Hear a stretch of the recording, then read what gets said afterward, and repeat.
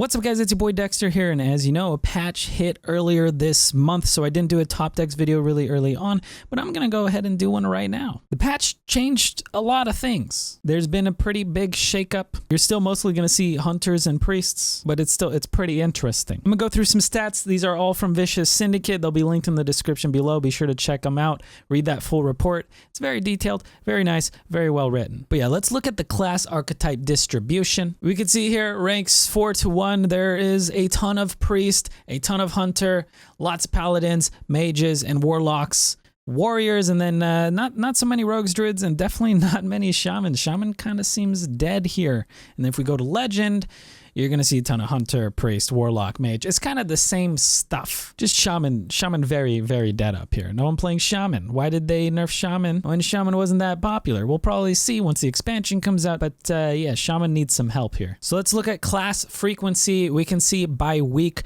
where the patch hit here, and my god, hunter dropped drastically. The hunter's mark and the emerald spellstone nerf, it just knocked them down. I mean, they're still one of the top 2 classes, but it got knocked down quite a bit from where it was.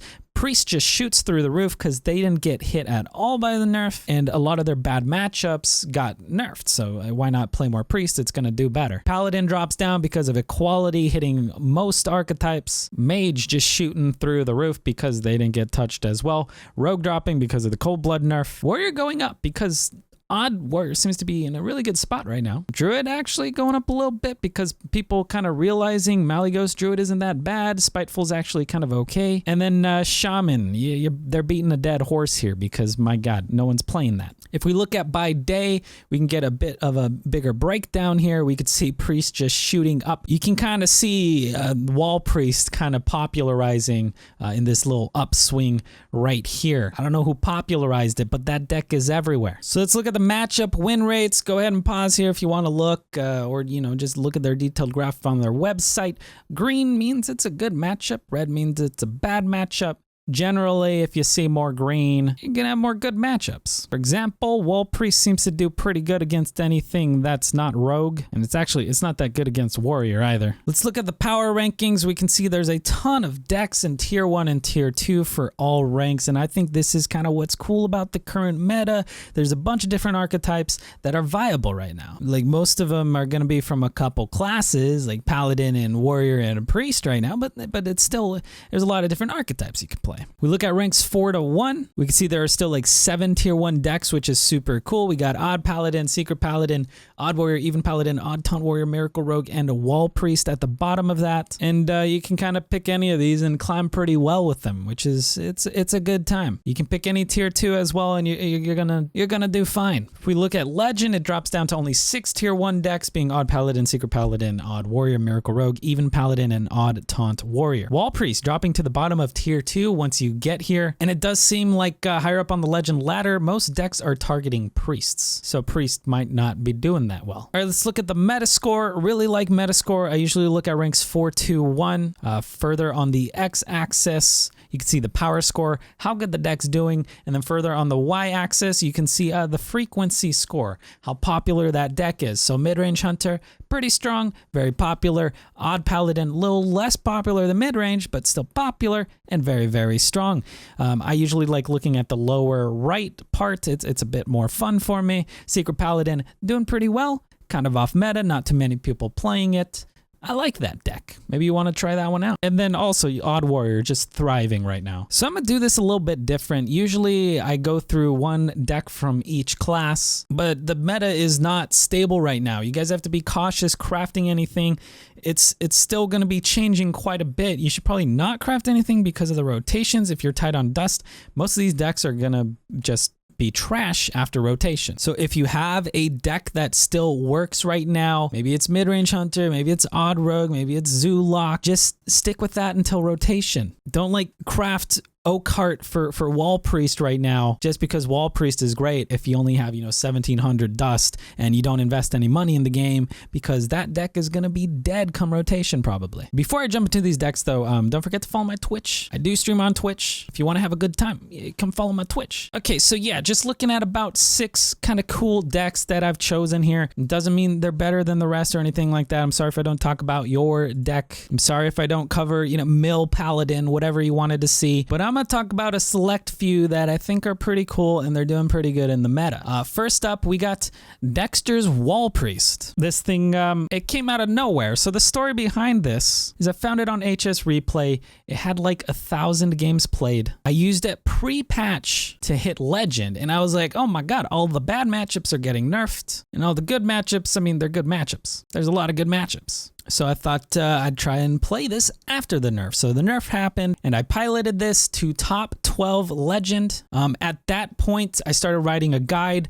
The deck had about 2,000 games played. And if you look at it now, it's the most popular deck. I'm looking at HS Replay. It has 190,000 games. By the time this is out, it probably has 200,000 games played. So yeah, Dexter's Wall Priest. It's pretty good. But anyways, the way you play this deck is you play a bunch of taunts. Your opponent can't really get through them, and if they do get through them, you just res them back with your servitudes, maybe with your spell stones. If your opponent's being aggressive, you know, maybe you mass hysteria their board, maybe you scream their board back into their deck. You just constantly put out those taunts. If they ever fail to clear your taunts, you hit them with the Divine Spirit Topsy, you smack them in the face, or the Divine Inner, smack them in the face. And of course, we got huge swing turns with Master Oakheart. Now, if you have all the cards here except for Master Oakheart, I do still recommend trying this out. Master Oakheart is a huge swing turn, but you can drop him for an extra Shadow Madness or an extra Master Spell. I was personally running a budget version of this on my EU account where I dropped Oakheart for Master Spell because I'm not going to craft Oakheart when he's going to rotate, but it was doing well. I was winning a ton of games with it. Now, this is actually relatively budget if you've had a collection for a while. You probably have Lich King. You probably have Zilly. If you ever played Priest, you probably have the Visions and the Screams. So if you just don't have the Brocart, once again, try swapping it for a Dispel and you should be able to win some games. All right, so we also got Token Midrange Hunter. Midrange Hunter, this is kind of budget. This deck, it does great. Very aggressive. You know, getting the mole into the Razor Maw, into the Animal Companion. It's a classic curve that is just, it's hard to beat. A lot of times you put a Hyena that your opponent can't deal with. They just buff it up with their Spring Paws, with their Unleash the Hounds. And then if they ever run low on cards, they get to Master's Call. Master's Call is just OP. Hunter always lacked that draw. Now that they got Master's Call, my god, they're just doing great. This deck, once again, also relatively budget aside from Rexar. Most players have Rexar, so the deck's gonna be a good choice. Now, if you have all these cards except for Master's Call, that one might be worth the craft because it's not going to rotate out for like another year and 2 months or so. So consider the Master's Call. This deck is great right now. All right, so we got Zoo Warlock kind of coming back. Here's a Dreadlord Zoo Warlock. I've seen a lot of players piloting Zoo to like top 50 Legend. I saw Ant hit top 50 with this, and it's a good time. Constantly putting out threats. The Flame Imp, getting Kelly on curve, hitting your face and healing your face, and then throwing out the Happy Ghouls. 0 mana 3/3s are fantastic. They always have been in the 0 mana 3/3s will always be great. Got Life Drinkers for a little poke and heal. And then, yeah, Chain Gang doesn't get buffed as nicely from Keleseth, but it's still fantastic. And then you just land your Fungalmancers on your dudes. You don't go too wide, you go rather tall. And I don't know, this always pulls wins. It's really not that much different than it was before the nerf to Chain Gang,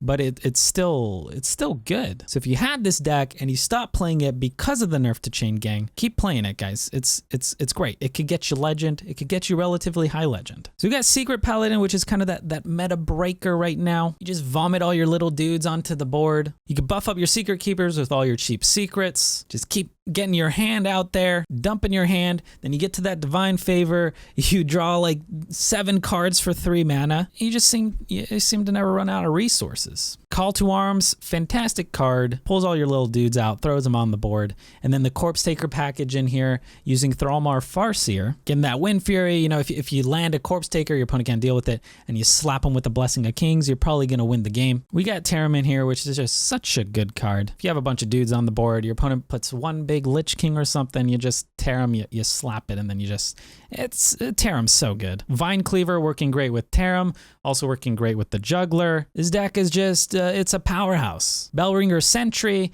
putting in some work here. Just keep in mind that when Bellringer puts secrets in its Battlecry and its Death Rattle, it does not buff the Secret Keeper. But yeah, this is a really cool Paladin list. Interesting take. It has been around for a while, but it's doing great right now. All right, so we got a Rush Warrior here. This one's a little bit different than the one I've been playing, but Rush Warrior in general is super good at dealing with aggressive opponents. If you're seeing lots of Hunters out there, lots of Paladins, this should be able to deal with those. If you manage to Kelly on curve, you're probably gonna win. But other than that, you don't really need the Kelly on curve. We got a ton of strong minions in here. Mountain Fire actually doing a ton of work here. Frothing Berserker, really annoying. Your opponent has to respond to it. It's kind of similar to a Corpsetaker in that sense. And then all these different rush minions, which just deal with anything your opponent puts out. We got Mojo Master in here to delay those screams, delay those Anduins, delay the Jaina. Mojo is just a great card. If you have like all these cards except Mojo Master, I do feel like Mojo Master is a good use of your dust. It's probably going to be around in most like mid-rangey decks for like a year and 2 months. So this list is running Sulthraze, which I personally haven't played around with. And I don't know, it might be a cuttable card, but it does look like a good time. If you don't have it, just swap it for something else. And then we do have a ton of kind of niche legendaries that you probably shouldn't craft, like Countess Ashmore, Kali the Rhino, Gromosh, and Garrosh. So, well, also Darius. So be careful crafting this. If you have the cards, play it. But my God, I don't know if you want to craft all these legendaries, especially this close to rotation. But the deck does feel great, especially against those aggro decks, but it sometimes just can't punch out the damage against control decks. So we got Jay Alexander's Odd Rogue here. Jay Alexander, just kind of the rogue god, always doing fantastic with rogue decks. And this is no exception. The Cold Blood nerf has really done nothing to hurt this archetype. Okay, well, it hurts it a little bit, but not too much, you know? It's still viable. It's still very, very good. I believe he hit rank 6 legend. Actually, I think I saw him today. He hit 5 or 4. But yeah, kind of fill in the void of that Cold Blood. We got the Crazed Chemists. This is a pretty cool card, guys. It's also very cheap. So if you had Odd Rogue, just dust those Cold Bloods and play this version. Ripper's great for flipping those high health, low attack minions so you could just punch through them, especially with all those wall priests out there. This is pretty good. And yeah, lots of people doing great with Odd Rogue. It's not played too much right now, but maybe you should be careful. Odd Warrior is very, very strong right now. And I didn't really cover an Odd Warrior deck, but if you have one, do recommend playing it. Right now, it's very, very good. The normal Odd version or the Odd Taunt with the quest, both of them are doing great. So if you have Odd Warrior, go ahead and try it out, especially if you're seeing aggro decks. And yeah, I think that's going to be it for today. Maybe a kind of short one, but I don't want to cover too much because the meta is changing very fast. So be careful with your crafts. And if you have the patience, you might want to wait for rotation, which will be early April, unless they somehow delay the expansion, which I doubt it. But who knows? Once again, all these stats are from Vicious Syndicate. Don't forget to follow my Twitch. Here's my schedule. Hope you guys enjoyed this video. If you did, hit it with a thumbs up, and I'll see you guys around. Good luck on ladder and stay hydrated.